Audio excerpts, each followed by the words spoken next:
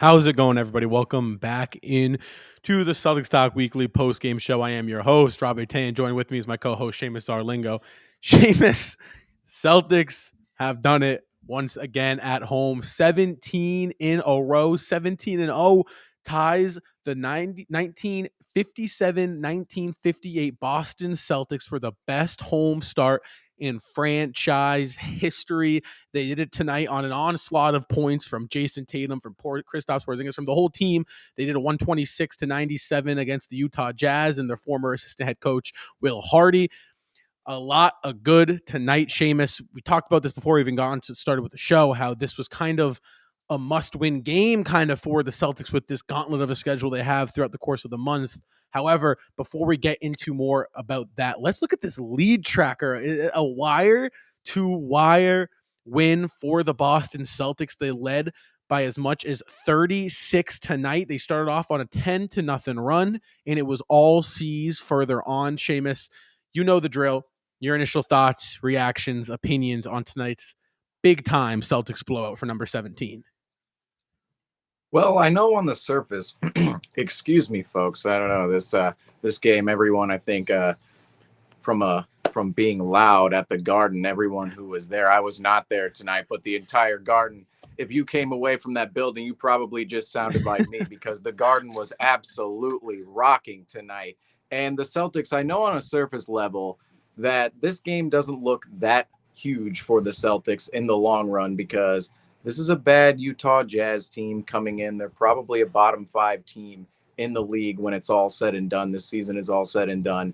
And this is a game where you expect the Celtics to win. But ultimately, the result we saw on Tuesday against the Oklahoma City Thunder down in Oklahoma City, where the Celtics, they lose that game by 4. They go down by 18 to the Thunder. They rack up an L in which they could have potentially pulled out if they don't go into such a big hole. You have to respond from a game like that and not let that kind of game snowball because every loss on the Celtics schedule thus far, you can pick apart and go, if the Celtics just win this stretch of the game, they can win the game. No team has beat the Celtics all 4 quarters yet, like the Celtics, of course, you see on that lead tracker tonight, beat the Jazz. And the Celtics, they haven't, I don't believe, the entire season thus far, outside of the Minnesota-Philadelphia 2-game split in November, they haven't seen back-to-back losses. So this was a little bit of a big moment for the Celtics coming back home.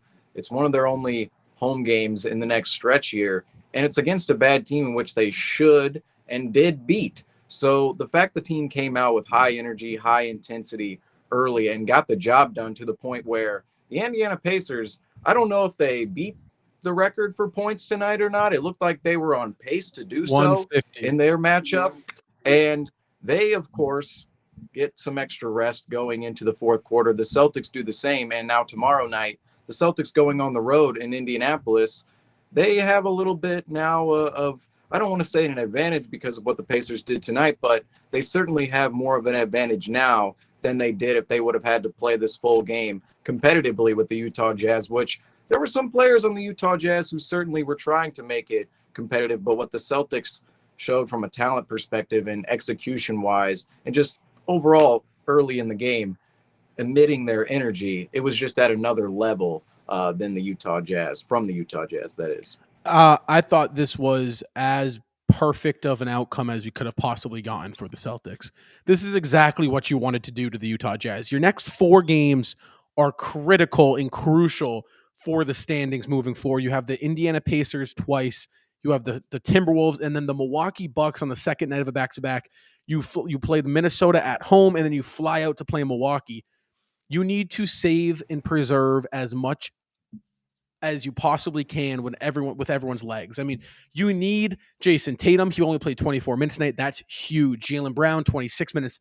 Kristaps Porzingis, 26. Like those minutes, Seamus, we've talked about this before. They add up. And what this does, this win, it gives Boston a whole extra quarter of fresh legs. And that's what you need to do, especially at home and especially against a Utah Jazz team that you did say a bottom tier team in the league. However, they have been playing some pretty good basketball. They're 16-20. They're 6 out of the last 7. They've been victorious in. This is a Utah team that thought they were hitting their stride, and then they ran into the TD Garden and eventually found out that Boston is obviously a much different beast than they are used to seeing. But in terms of handling business, because that's going to be so important in a month in which we play the Timberwolves, the Bucks, the Nuggets, and the Heat, the Clippers. I mean, the January is as rough as a month as it can get for the Celtics. This is the biggest test. So to handle games like this, in last year, I know we've said it, but this just feels like a game we would have lost. 3 days rest at home with this super big schedule, Seamus, coming up, and it just a hot Utah team that would have come in and just shot lights out against us. They didn't allow that to happen. And there's a couple of these games on the schedule this month. We got Toronto on the road. You have Houston at home. You have San Antonio at home. Those games are so critical to ending early, coming out and just beating the brakes off the team early so that you're not playing your starters late into that third quarter, early into that fourth. Those minutes, they add up, Seamus. I thought tonight everyone was phenomenal, especially your player of the game, Jason Tatum. It kind of feels like, if you remember that graphic of that, that little timeline, the first 4 months, you're thinking, oh God, who is this? And then from January to April, you went through the, oh my God, is this the second coming of Jesus Christ scenario with Jason Tatum? Because this guy is just on another level, and he displayed that tonight. 30 points on 12 shots, 5 of 8 from behind the arc. He was getting to the free throw line. 5 assists, 9 rebounds, a steal and a block to go along with that. Jason Tatum, Seamus, was absolutely on a heater tonight against the weaker Utah Jazz. How was Tatum able to get it going tonight? Well, Jason Tatum, let me remind everybody that he is a 6'10 versatile two-way forward. And there's so much talk about other young players around the league and other players in general who may be a little bit new, right? In terms of their star Right. credentials, because a lot of these players may have been in the league, but not considered all stars or all NBA players like they are now. And, some people get a new whiff of some new stars and they go a little nuts, right? They go, oh, this star is better than Jason Tatum. This star is better than Jason Tatum. This star is better than Jason Tatum. And ultimately, Jason Tatum's been doing what he's been doing right now for the last 4 seasons. And he's really been putting up production on winning teams now, too. If we just want to go down that, for his entire career, his entire 7-year career, Jason Tatum has produced for winning teams. The only season that Jason Tatum did not play for a winning team, the team was 36-36. It was a 72-game season. They finished 500-21. So to say right now that Jason Tatum, he's not as good as these other players, his title window is closed, that's absolutely ridiculous. Look at what Jason Tatum did on 12 shots tonight, 30 points. And this is also looking at Tatum and Brown's stat lines. This is why the free throw department is so important for star players, because they take the same amount of shots. They almost make the same amount of shots. Jaylen Brown goes 5 of 12. Jason Tatum goes 6 of 12. However, Jaylen Brown sees not even half the points Jason Tatum comes out with tonight, because Jason Tatum comes away with 14 free throw attempts, 13 made, of course. And he was just humongous throughout this game, in which the time in which it mattered, of course. Didn't have to play the fourth quarter at all, and that speaks a lot to this game in total and for everybody on the Celtics. But Jason Tatum, it felt like, the national media is kind of out to get him this morning, this afternoon a little bit, and as of late, not really talking about the Celtics. And I just felt like this was a little bit of a statement game for Tatum. And I know a lot of people say, oh, okay, this is against the Utah Jazz. Well, hold up. It's a statement game against Kelly Olynyk. But nonetheless, it's a game in front of them at home. We talked about it. We really have to win this game in order to really get back on track from last loss and then going into some tough games coming up on the schedule. So for him to come out the way he did tonight, I really feel as if there can't be much talk about Tatum on Monday morning on the news cycle, unless some stuff happens in Indianapolis, because this performance tonight should be talked about with some praise, or at least if there's a performance in Indianapolis that's a little more subpar, you still have this performance to look at for Tatum and go, well, he did this the night before, second night of a back to back on the road. Maybe it's not the same. So I like that Jason Tatum and the entire team came out and played the way they did tonight. This is not only a crucial month for the Boston Celtics, it's a crucial month for Jason Tatum because do you remember that 2021 second? I call it 2021 2.0 season, right? Where it's like it was really two seasons, where one in which you had Enes Kanter starting alongside Josh Richardson and Dennis Schroeder, and then the next you had Derek White and eventually what became the core of the Boston Celtics in a championship run. But in that February stretch, Seamus, where the Celtics were just playing some phenomenal basketball, Jason Tatum had his standout month, where it was you come to Boston, you play Jason Tatum, you are going to feel it. You are going to know you are playing Jason Tatum. And he won all those marquee matchups, the 54-point outing at home against the Brooklyn Nets, those type of performances that are so key into controlling this narrative that flows around the NBA. And as much as that doesn't matter when you're trying to win a championship, it is something that for a team, you want to control that narrative. And for Jason Tatum, Seamus, that is exactly what is going to be presented for him this month with this gauntlet they have. Playing teams like the Minnesota Timberwolves and the Milwaukee Bucks are going to give Jason Tatum an opportunity to show out. He loves playing in big moments. He loves playing in big games. He's proven it throughout his career. And he'll get another opportunity this month, really, to show out and show us why he is a top 5 player in the NBA, why he is so accomplished and so decorated already at this young age of 25 before his prime is hit. And tonight, I think, was a good footing game, getting his feet right, figuring out what's working. He got to the free throw line 14 times, Seamus. That is phenomenal. That is what we want to see as Celtics fans. You get to the paint, you get that started early, and then you expand your game outwards. It's within the flow of the offense. I thought the 3-point shots he took were phenomenal. A couple corner threes off the catch and shoot, obviously the top of the key, and 1 3 that was this butter. I mean, that's exactly the Jason Tatum you want to see, and it's exactly the Jason Tatum we need to see moving forward, because it kind of feels like that's been the missing piece to take the Celtics team to the next level, is getting Jason Tatum's offensive game elevated, because we've seen Brown take that step. Porzingis has been perfect. White has stepped into an all-star role player role, and Drew Holiday is really the glue that holds this whole team together from a defensive and offensive standpoint. The next little, unlock, the next key to the Celtics is getting that MVP caliber player, Mr. Jason Tatum, going. And I think they're going to do it. And this month is a perfect opportunity for him to do it. You have some marquee matchups. You play on TNT 3 times this month, or 4 times. You're playing national TV 4 times this month. So the opportunity, Seamus, is there. It's at the doorstep. It's going to be a super fun month. And I'm excited to see how they play, considering the fact that it really is a weird schedule, 4 back-to-backs. You're flying all over the place. You're going on the road, then coming back home, then going on the road. It will be interesting to see. However, we do have this little mini series against Indiana coming up. That should be fun. Tonight, we saw a different dynamic of rotational players again. A little bit more O'Shea Brissett. He was the first one to check into the game, opposed to Luke Cornett.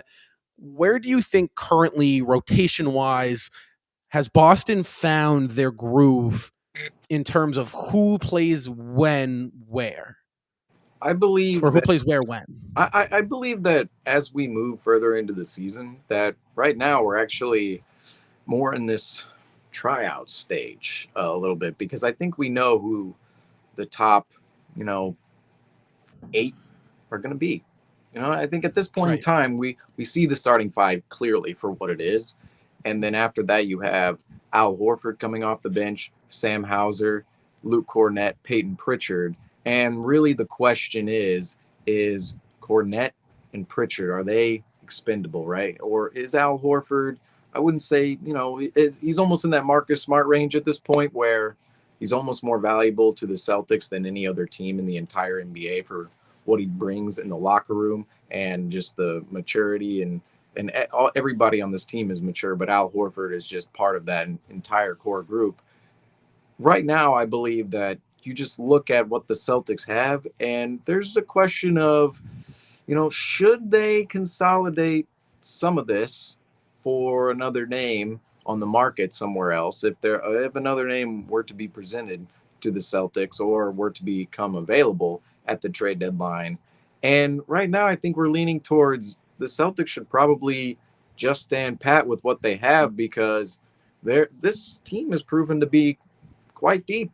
I mean, we talked about at the beginning of the season that this team was a little bit thin. You looked at, Cornette, Pritchard, we're relying on an older Horford, Hauser at times, but I think all of these players have developed this season to the point where they're all playing defined, established roles, and it's almost like a little bit of a tryout period for them, and I think they're succeeding in the point of they're probably not going to be leaning, or the Celtics rather, from their front office perspective, they're probably not going to be leaning towards being aggressive at the trade deadline with some of these names if they are providing Right. the production in which they are, like Cornette, like Pritchard, like Hauser. A lot of these names you look at and go, okay, could the Celtics do something with them, on the trade market? But if they're ultimately producing for the Celtics, why are we going to get rid of them and consolidate all these pieces for one or another or two pieces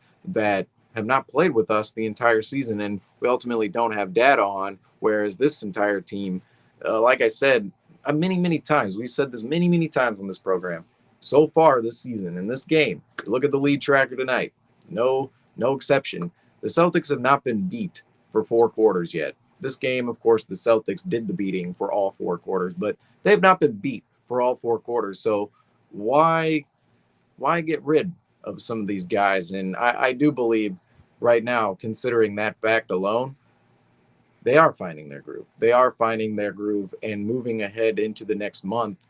I believe this is, like you said, a pretty big month, not only for Jason Tatum, but for the entire team, for the fact all all of what is on the team right now, uh, if this stretch continues, I think this team is going to look the same right now as it does at the end of the year. And that's really saying something because this franchise wants to win a championship with this ball club. After paying Jaylen Brown $304 million, wanting to pay Jason Tatum his money in the future, and ultimately being a top 5 spending team in the NBA going into the luxury tax, they want to win a championship team. And if this is the roster they're rolling with, that means that the front office and ownership feels comfortable with who they have out on the floor. And I think that right now, the roster, that could potentially be the case. I think that Brad nailed it. There will be improvements internally. I think that they have a championship roster without a doubt, and those bench pieces are there. And it'll be interesting because when you're in the playoffs, you figure there's really only about 12 minutes for each of those guys to go out there. 3 minutes a quarter, and really in that fourth quarter, they'll probably play two. You figure Cornette is probably out of the rotation. You'd figure you kind of have to steer away from the double big a little bit in order to do that. Your top 8 guys, I'd say right now, are Holiday, Brown, Tatum, Porzingis, White, Horford, Pritchard, Hauser. Those guys will be playing in the playoffs. I don't see a reason you go 9. You just don't. And so I think really at the deadline, if there's an opportunity that's presented in which you can upgrade the front 8, you do it. Otherwise, I don't see a reason to. You do have that Grant Williams TPE. You could go after a guy like Sadiq Bey, who I've been hearing little talks about. Obviously, nothing serious. But again, it really comes down to, does Brad Stevens think this roster has no weaknesses, in a sense that obviously every team has a weakness, but no championship level weaknesses that could cost them a ring. And right now, Seamus, you just said it, they haven't lost a real game. They haven't beat for 4 quarters. So I don't think they do. Well, also too, you look at the back end of the roster. Some of the guys who are performing off the bench, some of these stories are more inspirational. Some of these guys are guys who have been here for multiple years now. Luke Cornette's been here for 3 years all of a sudden. Peyton Pritchard's been here for 3-4 years all of a sudden. And you look at all of these guys, if you take some of them out of the situation, reinsert other players from around the league, is it the same vibe? is it really the same vibe around the Celtics? Sam Hauser, I Right. forgot to mention too. He's all of a sudden been around for 3 seasons, and look at his spot from going two-way player all the way up to rotation player. Peyton Pritchard, rookie, all the way up to rotation player. Obviously, as a rookie, he was an over-exceeding rookie. Could have even won. I don't know if he could have actually won Rookie of the Year that year. There were some nice rookies in the year of 2020, but the other one, Luke Cornett, too. He's gone from a player we didn't even look at. I mean, we acquired him and we were all thinking, yeah, he's probably going to be waived the next day. That was what the general narrative was around that trade, is that most of these players will be waived. And it was like, oh, we're going to keep Mo Wagner and Luke Cornett. We eventually waived Mo Wagner for Jabari Parker, and Luke Cornett stuck around. And look where he's at now. He's in the rotation with the championship contending team. So all of these players, their paths are inspirational, and also they all provide good vibes off the court, to the point where I kind of believe the chemistry and cohesion of this team. I question it a little bit coming into this year without Smart. Of course, we don't really know how the complexity of relationships went with Smart behind the scenes, to be fair. We'll say that. We don't Right. know if players were fed up with Marcus Smart or what was going on within the situation. However, he goes out of the locker room. He's been a locker room just stalwart for years with the Celtics. And I was questioning, is there going to be a vocal leader? Are there going to be leaders on this squad that take this team to the next level? And is this team going to ultimately like each other? Right? We're getting Porzingis, Holiday. Holiday is a former member of the Milwaukee Bucks. He won a championship there. Is he going to be happy that he was sent to the Portland Trailblazers and then subsequently to the Celtics? Porzingis, multiple other fan bases have had a couple of grifts with him in the past. Jaylen Brown and Jason Tatum, they've needed a couple of guys in the past, whether it's Brad Stevens, Ime Adoka, Marcus Smart, to kind of kick them in the ass to let them know, let's get going. Right. So, but ultimately, Yeah. we Yeah. see Yeah. with the maturity that grows in this league, Tatum and Brown, clearly, they're able to be the leaders now. They are the leaders within the locker room. Drew Holiday, Kristaps Porzingis, Al Horford, all of these guys are leaders. Derek White, I mean, he's probably not a vocal leader, but what he does on court, certainly by example. And all of the guys on the rest of the roster, I mean, for other guys coming into the roster, look at Sam Hauser, look at Luke Cornett, look at Peyton Pritchard, look at what they've been able to build within the organization, being here for multiple years. We have a culture established with the Celtics all of a sudden that did not exist just a couple of years ago, going into the 21-22 season, when we were kind of going, oh, what's going on here? And now all of these players are set in place, playing within defined rotational spots. And I believe from that alone, I only see a potential ad on the fringes with the Celtics, where they go out on the buyout market, right? They sign a free agent right now who may be sitting out there not on a team. There's a list of players right now. They're either not on a team, maybe playing overseas. And if the Celtics feel as if later on in time they want to spend extra money and go get a player that may be a free agent after the buyout period, or just a general free agent on the market, I can see that entirely happening. But consolidating some of the players we have now, I'm not exactly sure we have enough value on the end of the roster. And some of the guys who we'd be considering Tough. consolidating, I'm just not so certain that giving them away would equal a positive for the Celtics. There's a consensus agreement in the locker room right now that you got to do whatever it takes to win. I think Brad sees that, and it's playing with fire if you move anyone.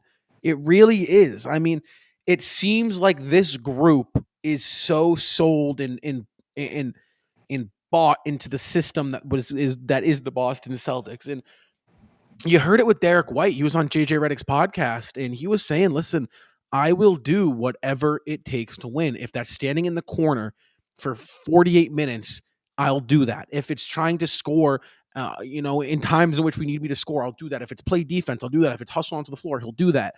Those types of vibes are where this locker room is at. This is a Celtics team that has just been to the on the verge of the mountaintop time and time and time again. This is a group that is so determined to reach the peak. And I think that in order to reach the peak, They had to find the right group. And I think Brad Stevens and Joe Mazzulla has put together a staff and a cohesive group of players throughout this league that works. Now, again, if you can add without subtracting, I do that. Bring someone in, sell them, absolutely. But again, do you really want to mess with moving a guy like O'Shea Brissett or moving a guy like Lamar Stevens or, moving those guys where, first of all, they're producing when they're in? O'Shea Brissett has to be the most ready player in the league where he might get a coach's decision to not play. And then the next day he's checking in and he's still hustling and he's still getting rebounds and he's still producing. Those players are tough to find. And moving on from a guy like that might bring in a little bit more talent, but might bring in a guy where his number doesn't need to be called every night, but when it does need to be called, is he going to respond when it is called? These guys respond when their number is called. And I think that is super important when you're looking at a championship team because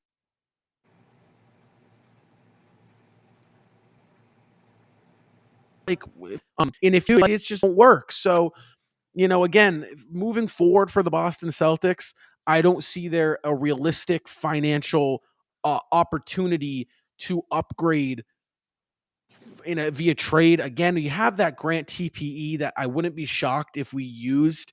But again, you probably should save your firsts because just in case, right? And again, there's so much that goes into it, and it really depends. Do you want to mess what they have going up? They're 27-7. The deadline, I believe, is what, in 5 weeks, 6 weeks from now.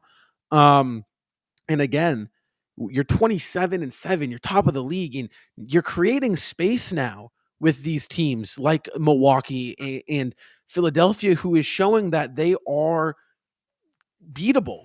Tonight Philadelphia lost by 30 to New York. 30. And, I hear about that. Your woes right now for me. Oh my goodness. Yeah, they lost by 30 to the Knicks. And they're now currently we beat the Knicks like 3 times this season. I think 4. I think we beat them 4. But and now they're 4 games back from Boston. Milwaukee is currently 2.5 games from Boston with that. Even if we lose that game to Milwaukee, we can still be ahead of them. So again, I said this so many times, and over the course of 82s, you're going to hear it. Last season, it felt like our best basketball, Seamus, was behind us by January 5th, and it was. It feels like this Celtics team is just getting started. And that's so important because year prior, championship season, we hadn't touched our best basketball. January 8th, we were trash. We were terrible. We haven't even touched our best basketball yet. And that's what's important. And look at a team like the Orlando Magic. Their best basketball is behind them. Forget it. They've played their best basketball. The first 25 games for Orlando was the best 25. They'll build off that first 25 for a couple years from now, but their best basketball is behind them. They'll probably find themselves in the play-in game as a 7 or 8 seed. I don't see them withstanding New York and Cleveland's punch that will eventually be thrown towards the deadline and as games get more crucial down the stretch. But however, point being, you can't play your best basketball 20 games into the season. You just can't. Your best basketball needs to come the last 20. And this team, despite injury, is just going to get better. It's how it is. There is another level defensively they can touch, and there's another level offensively they're going to touch. So for the Celtics moving forward, I think that's just the name of the game. Just continue to get better. I have been absolutely just amazed with this team's ability to lock in every night. They didn't have that last year. And what's exciting about this is a lot of people, there's just been this whole idea and concept, traveling through the basketball world after last season, that the regular season doesn't matter, that you can go in through the regular season and make the play-in as the 8th seed and 7th seed, like you saw the Lakers and the Heat do, and march your way to the conference finals and eventually the finals. That's not true. And the Boston Celtics are living proof of that. The Boston Celtics last year they won 57 games. They probably could have won 68 if you sat down and watched the Boston Celtics, because their tendencies were just not to show up in certain moments. Game at home against Detroit, game at home against Orlando. We're going to let them 30 ball us because we think we can beat them. That's a problem. And it showed up. The Boston Celtics were up 3-1 at home against the Atlanta Hawks with the Philadelphia 76ers waiting for them. And what happened? Atlanta pushed it to a game 6 and moved Boston on. I mean, that stuff matters. That's why this game on a Friday night, January 5th against the Utah Jazz, it means something because it's an example in which in a game against a team in which it feels like right this could be like you're up 2-0, you're going coming back home for a game 3. That's a pivotal game, right? Last year's team, I think they lose that game at home in a 2-2 at home, game 5. How many 2-2 game 5s at home have we lost the past 2 years, Seamus? So many. This year I'm like, yeah, no, they have this.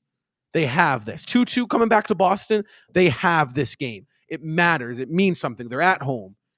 And it felt like every year prior, it was, oh, backs against the wall. Now we're going to respond. Down 3-2 on the road. Now we're going to respond. Down 0-3 in Miami for a game 4. Now we're going to respond. And they had the talent to do so. And now it feels like the energy, again, I'm going to say the energy is shifted again.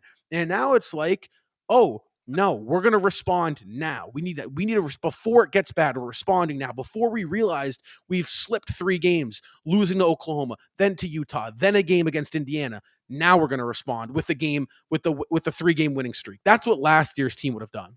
There is a real systematic change that happened over the offseason with the Boston Celtics and how they functioned and their mentality, Seamus, entering these games. And I think this Utah Jazz game was a perfect example and was really presented clear as day as to what has changed with the Boston Celtics.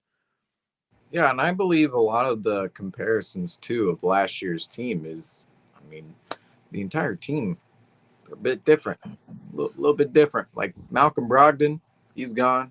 Marcus Smart, he's gone. Kristaps Porzingis, he's in. A lot more length within Porzingis, and Drew Holiday is in as well. And the complexity of the team is just entirely different. And also, Right. I don't want to. I'm not trying to trash on last year's team necessarily, the players who are not around anymore, and of course the players who are now in. But the mentality shifts just a little bit. Maybe what one player is playing for. We heard Gordon Hayward on Paul George's podcast this past week talk about the 18-19 Celtics. Now, I'm not saying last year's Celtics ran the same parallels necessarily as the 18-19 Celtics, because the 18-19 Celtics were quite unique in their own sense. However, Gordon Hayward kind of explained that maybe sometimes, not always, a team is going towards a championship, right? And I think last year's team, there were times in which I believe the team, they had a couple of issues with health near the end, and guys getting back, and I thought some roles were just not quite defined on last year's team, and that can get guys into a rhythm of wanting to define their role or wanting to prove their role rather than actually go out and win ball games. So this year's team, where everybody's role is defined, and we talked about it a lot with these back end rotation players, where they come into the game and they produce right away, and they know exactly what their role is, and they may not be quite as versatile as some of the other role players around the league, but that definition within their role maximizes them to a level in which other players around the league may not be maximized to, despite maybe having more skill. And so now the Celtics, even within the starting lineup, they have that definition within all of their roles. And even Brown and Tatum tonight, I believe most of these nights, Brown and Tatum, they're doing a nice job of leveling out their shots and not really letting one take over more than the other. Now, Brown, this 2 games in a row now that Brown's been a little, I know he finished the game all right, but he didn't start the game that great. And we'll have to monitor him a little bit moving forward, because last game I pointed out that maybe just potentially could be injured. Who knows? It didn't look 100% last game, just within his movements, didn't look as fluid. And this game, he comes out tonight, a little rough to start, and of course finishes the night okay. But disclaimer, this entire game for the Celtics at a certain point in time. Didn't have to do too much in this game later on. But outside of the Jays and what they've been able to do to balance themselves within their roles, Kristaps Porzingis, he knows he's not coming in to be the top superstar. That's Jason Tatum's role. Drew Holiday, at this point in his career, it's about rings. He's paid. He's been paid his $40 million per year. I believe still he's getting paid too. right. He's still getting paid on the Celtics. And then, of course, Derek White, he's going to be, Right. he's the one player where he's actually up for a pretty good payday.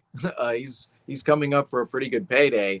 And the Celtics, it's going to be an interesting conversation eventually about Derek White's money when the day comes due. However, he's probably the one player that you would want worrying or not worrying rather about his money, because he's one of the more unselfish players regardless of what his paycheck looks like in the NBA and how he plays the game.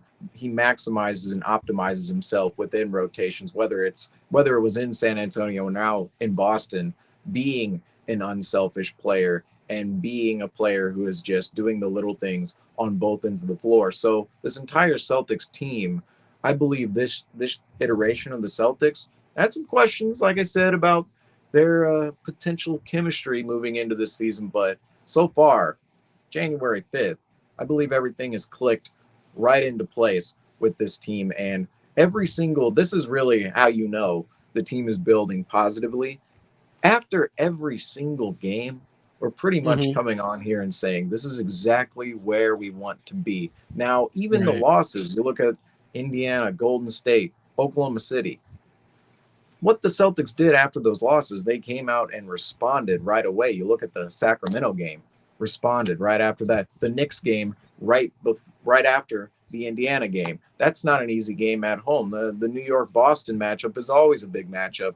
They respond there. And then tonight they come out and on the Garden floor, this one's more of a gimme, as we saw this one play out throughout the night.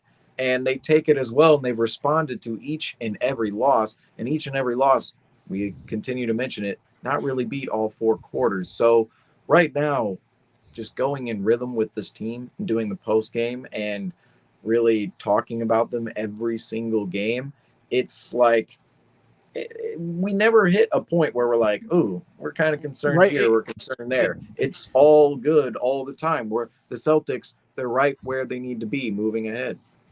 And I hate again to bring up previous years, but 2021-22 championship year. What did they do second half of the year, Seamus? They didn't lose two straight games up until um the finals. It was from February on. They never lost a game That's in a row. rough. That one's I a know. rough stat.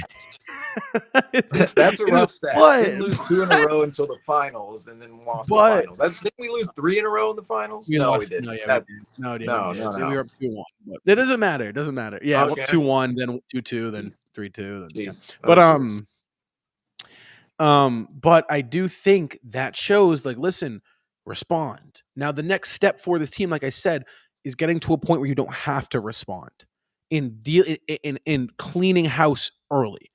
Series against the Hawks. This year's team, they sweep the Hawks. A series against the Sixers, that goes 6. Against the 8th seeded Heat, we probably beat them in 5 this year. With this team, we probably beat that Heat team in 5. Well, we Right? And certainly then don't Denver, go down 0-3 this year. I mean, we no don't doubt. have Grant Williams yapping And you know what? in Jimmy Butler's face and then Joe Mazzulla just sticking with him. I mean, this is also where I believe this team is farther along, where Joe Mazzulla as a head coach, for all the grift we gave him at the beginning of the season and last season, he's shown to be quite a nice head coach. I Shut mean, over everyone this up. past He month, I shut mean, I think everyone he up. shut us up Yep. entirely. Shut us up entirely. Everything the Celtics are doing out on court, and I believe too, last year's experience in the playoffs, that's going to pay towards this year's experience in the playoffs. I think entirely for the Celtics. What happened last year? Those same mistakes you got to think are not going to be made. Especially, we were going to go through 82 games, Right. 82 whole games from last year's playoff mistakes to now what will be produced in this year's playoffs. And I think that has to be said. And I let's throw this out here too. I think we should start the campaign. Joe Mazzulla just won Coach of the Month for December, and for the Eastern Conference, that is. I don't understand how Joe Mazzulla, Jason Tatum, they win these Player and Coach of the Month awards, but you look at their names in the MVP and Coach of the Year odds, and all the way down the list. I mean, they're still they're in the top 10, but they're down the list quite a bit. And I wonder, how can you be the best player or coach in a conference for half the season, right? Right. And not be considered like well within the meat of the race. I believe Joe Mazzulla should be right there within coach of the, because he's second year head no, coach. and Some of the you know players what on that our is. team are, You know why that they're is. not even as old It's as him, because or older, that is. Because these season awards are not narrative based. These MVPs, Coach of the Years, those are all based off a narrative. And when you're looking at, okay, well, who's the best player this month? Oh, well, Jason Tatum. The Celtics were 13-2. He averaged 28 points, 9 rebounds, 4 assists, 5 assists. Player of the month. So it's like there's no narrative associated with these awards. I do think though. I do think. Wait. You're saying that there's no narrative attached to the Player of the Month awards? Correct. So you're saying And there like is for the MVP. Okay, that's fair. That's fair to say that one's more statistically driven within 100, and then the one's just like, oh, Joel and right, you know, it's like who controls the narrative. That's where usually wins MVP. That's where I don't know. I went through this when the season started, and I don't know if I did post it on my story at the beginning of the season, where I pretty much went through every single award in detail. Like, okay, how does a player actually attain this award, right? And it's like media based, oh, coach based. And it's you have to control the narrative. You're like, all right, none of these players are actually attaining awards based upon like statistical analysis of what they're actually doing on court, which is, we're mining more and more data to have better stats for that. But now there are a lot of all of the awards, not a lot, all of the awards are completely media based and what the media thinks. And this is why I'm like, we have just as much of an opinion on the MVP race, on any of these Player of the Year races, Coach of the Year, anything, all NBA, as people we hear. Because think about this, all they're doing, they're covering the NBA, they're in locker rooms, they're watching games. You can't be all 30 cities at once. And I guarantee you that a lot of these voters too, they're not watching a lot of Utah Jazz games. They're not watching a lot of Pacers games. They're not watching a lot of Orlando. And that's Magic why those games. national media games matter so much when those awards. Yeah, and to me, it's, I don't know. I believe we need more of a criteria for voting, or more awards, or just kind of. I don't know how this. I don't see it changing, because Adam Silver just came out about the finals, the conference finals MVPs not really mattering whatsoever when they tried to implement them. They tried to implement more of a tradition with the conference finals MVPs, more people talking about them, more engagement. Didn't really do much for the league. So I highly doubt that the league will toy with their awards, and especially take the power out of the hands of the media, because I think it does matter. This is going to be the most controversial thing I've ever said on this program. Okay? Get ready. Okay, so I conceptualize that Michael Jordan's persona of being the GOAT, right? Is this just a created thing by Nike? Oh, stop it. Oh, stop it. Oh, stop it. Look, like, stop our it. view count just went down, okay? Stop our view count just went down. But it's like, okay, this man is the first player brand ever, right? Ever. And it's like from a storyline perspective, he is the GOAT. Like, I mean, there's really no other actually, so let me jump in real quick, Seamus. Again, story-wise, LeBron James hold every story preference to be the poster boy of the NBA. Kid who grew up, had nothing, was the chosen one at 16, got drafted to his hometown basketball team, eventually, had to leave, Left. became the Won a villain, championship. right? Came back against the greatest team of all time, won them the ring. So I'm not gonna lie. I don't know. Look, Jordan's the GOAT, and I look, don't think it's narrative it's driven. I think it's statistically driven. it's about, to me, like, is this a narrative thing? Because we talk about these awards, right? And a lot of these awards, the power is within the hands of the media, and I think the league, to some degree, can control that Right. in some aspects. And from that standpoint, it's like, okay, well, then the league is, say, more inclined to prop up players in bigger cities than players not in bigger markets. And from that perspective, I think that maybe just potentially, there is a lot of toying with players' legacies in the NBA. Because I think if you do stay on a team, like, this is why Donovan Mitchell, why he's so disgruntled in all of his situations. He plays in a market like Utah, and Right. sorry to all the Jazz viewers. Now, this is the thing: we're not going to have any Jazz viewers tonight, and this is exactly my point: is that the Utah market for the NBA is not particularly big. The Cleveland market is not particularly big, and if he spends his entire career in both markets, I guarantee you his career legacy is not going to be as well known as if he spends the rest of his career starting next season with, say, the New York Knicks or even the Boston Celtics. So, from that perspective, I believe the NBA does, have incentive to prop up other players in bigger markets like Joel Embiid. And I'm just saying, I'm not saying that Michael Jordan isn't the GOAT, but I'm saying part of that persona, I feel like it's never questioned, and it's more of just like we grew up like, oh, Michael Jordan's the GOAT. But I'm saying this personally. I was born this century, and I did not watch Michael Jordan day by day, but I did see LeBron day by day, and what LeBron did was crazy. I'm just saying. Unbelievable take, Seamus, from you. I'm disappointed. I will not lie. However, the Basically Boston revealing Celtics. that I'm like, LeBron might be the GOAT. I don't know.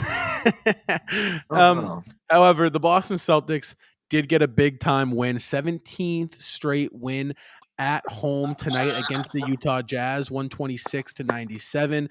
Jason Tatum was your player of the game tonight. He had 30 points, 9 rebounds, 5 assists in only 24 minutes. JT doing his thing. Tomorrow night, the Boston Celtics take on the Indiana Pacers on what is the first game of a 2-game mini series. The Celtics will play in Indiana, and that you can come back right here after the final buzzer sounds for Celtics Talk Weekly post-game show live after the final buzzer sounds. Like I said, I'm Rob. Next to me is Seamus, guys. Thank you so much for joining us and watching, and until next time, peace.